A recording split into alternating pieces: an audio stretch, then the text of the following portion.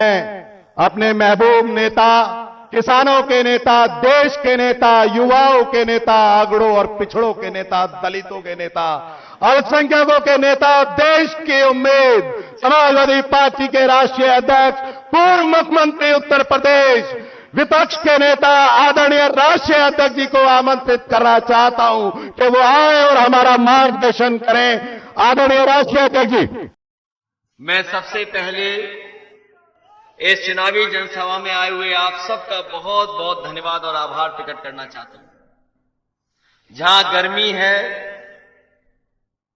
और लगातार तापमान बढ़ता चला जा रहा है और वोट डालने का समय भी अब कुछ बचा नहीं है, राष्ट्रीय स्तर से लेकर के प्रदेश स्तर के सभी नेता और काफी दलों के वरिष्ठ नेता आपके बीच में बहुत सारी बातें और अपना पक्ष रख चुके हैं। उसी बीच में हम सब लोग आपसे निवेदन और अपील करने आए हैं कि इंडिया गठबंधन के प्रत्याशी नौजवान साथी दीपक सैनी जी को अपना एक एक वोट देकर के इन्हें जिता करके लोकसभा में भेजने का काम करना, यही निवेदन, यही अपील मैं आप सबसे करने आया हूं। ये चुनाव 2024 का देश का विशेष परिस्थितियों में चुनाव होने जा रहा है। ये जो बीजेपी वाले मुख्यमंत्री जी कह रहे हैं, पता नहीं कौन सी कहानी बढ़ाते थे, गीली वाली कहानी। अभी बनारस में हम लोगों ने देखा, देश के जो प्रधान सांसद हैं उनकी लोकसभा में एक चौराहे पर इसी तरह हमारे खाकी वर्दी के सब इंस्पेक्टर ने किसी बीजेपी वाले को रोक लिया। सोचो बीजेपी वाले ने क्या किया था। वो सोशल मीडिया पे आपने देखा होगा, बीजेपी के नेताओं ने उस खाकी पहने हुए सब इंस्पेक्टर की धुलाई कर दी। और ऐसी धुलाई नहीं की, उसे किक मार करके धुलाई कर दी। इतने ही लाते लाते मारी जिसकी आप कल्पना नहीं कर सकते। मैं ये जानना चाहता हूं कि जिन लोगों ने पुलिस को अपमानित किया है, आखिरकार उन पर कार्रवाई क्यों नहीं हो रही है? उन्हें कौन बचा रहा है? उनके साथ कौन खड़ा है? ये बीजेपी वाले खड़े हैं। बीजेपी वालों को पूरी आजादी है कुछ भी करने। इसीलिए हम कहना चाहते हैं, हमारे आपके अधिकार छीने जा रहे हैं। केवल हमारे आपके अधिकार नहीं छीने जा रहे हैं, बड़े बड़े विधायक जो चुन करके गए उन्हें भी लालच दे करके अपनी तरफ खींच लिया। पता नहीं कौन सा पैकेज मिला है विधायकों को और दलों को, वो हम नहीं समझ पा रहे हैं। ये जमाना पैकेज का है। पता नहीं विधायकों को कौन सा पैकेज दे दिया गया जिससे हमें छोड़ के चले गए। आपने अपने वोट से जिताया, बताओ आपने अपने वोट से जिताया था कि नहीं जिताया? वो हमें धोखा नहीं देके गए, आपको धोखा देके गए हैं और आपके साथ साथ हमें भी धोखा दे गए। जाने कौन सा पैकेज मिला, जाने कौन सा पैकेज मिल गया। हम तो शतरंज नहीं जानते, न सदन के खिलाड़ी रहे हैं, थोड़ा बहुत शतरंज जानते हैं, लेकिन बीजेपी के घोड़े की ढाई चाल से वो दल कहां चला गया पता नहीं। बीजेपी के ढाई घर की ढाई चाल से बताओ दल कहां चला गया। जिनसे लड़कर के हम लोगों ने उन्हें जिताया, आज पैकेज पाकर के उन्हीं के साथ खड़े हो गए।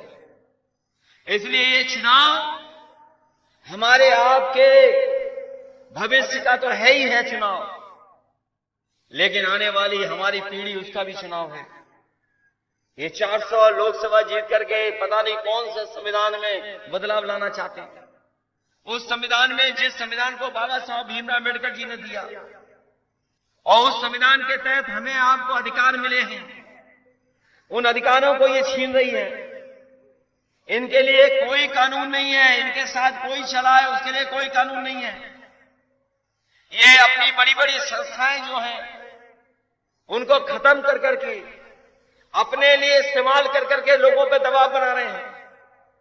चाहे वो ईडी हो, सीबीआई हो, इनकम टैक्स हो, उनके माध्यम से दबाव बना रहे हैं, लोगों को डरा धमका रहे हैं। जबकि कोई भी सरकार में रहे उसकी जिम्मेदारी ये बनती है कि संस्था कमजोर नहीं हो, संस्था और मजबूत हो। मैं आपसे कहना चाहता हूं, जितनी संस्थाएं मजबूत होंगी उतना ही हमारा आपका संविधान और लोकतंत्र मजबूत होगा। लेकिन ये बीजेपी के लोग लोकतंत्र से लेकर के, संविधान से लेकर के संस्थाओं के साथ खिलवाड़ कर रहे हैं, और ऐसे खिलवाड़ कर रहे हैं तो अगर ये सत्ता से नहीं हटे तो हमारे आपके सब अधिकार छीन लेंगे। हमें आपको ये सरकार से कुछ नहीं दे रहे हैं, ना अस्पतालों में दवाई मिल रही, न इलाज मिल रहा है, न हमारे किसान को पैदावार की सही कीमत मिल पा रही है, न हमारे नौजवान को नौकरी रोजगार मिल पा रहा है, न ही हमारे मुसलमान भाई सम्मान के साथ जी पा रहे हैं। ये सबके साथ खिलवाड़ कर रहे हैं, सबके भविष्य के साथ खिलवाड़ कर रहे हैं। हमारे आपके पास लोकतंत्र में यही रास्ता है कि अपने वोट के अधिकार से इनको हम लोग हटाने का काम करें। बताओ, वोट से इनको हटाओगे कि नहीं हटाओगे आप लोग? हमारी आपसे अपील है कि इतनी लूट और झूठ किसी ने नहीं बोला होगा, इतनी लूट किसी ने नहीं की होगी, इतना झूठ किसी ने नहीं बोला होगा जितना भारतीय जनता पार्टी ने बोला। इन्होंने न जाने क्या क्या सपने दिखाए कि किसानों की आय दोगुनी हो जाएगी, करोड़ों को नौकरी मिल जाएगी, उद्योग लगेंगे, कारखाने लगेंगे। लेकिन 10 साल के बाद भी बताओ कितने घबराए हुए हैं, कितने घबराए हुए हैं। अगर 400 पार से और 400 सीटें जीत रहे होते तो क्या दिल्ली के मुख्यमंत्री को इन्हें जेल भेजना पड़ता झूठे मुकदमे लगा करके? बताओ, ये घबराए हुए हैं कि नहीं घबराए हुए हैं?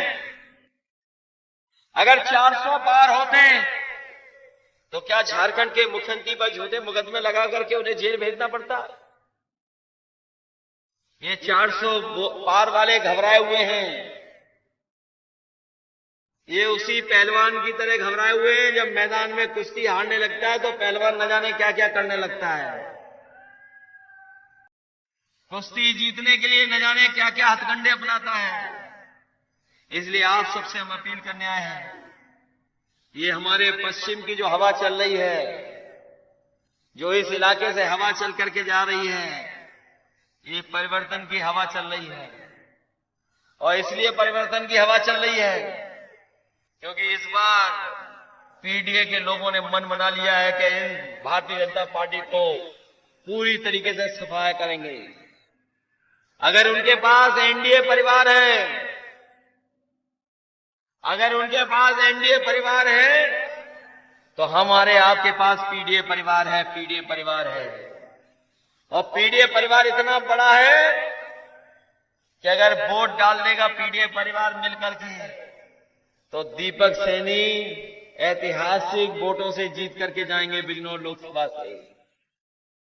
और बिजनौर लोकसभा के हमारे जितने वोटर हैं उनकी जिम्मेदारी इस विधानसभा को तो जिताने की है ही है, लेकिन इस बार तो पूरा उत्तर प्रदेश जान गया, अब तो सब जान गए कि मुजफ्फरनगर भी समाजवादी पार्टी जीत रही है,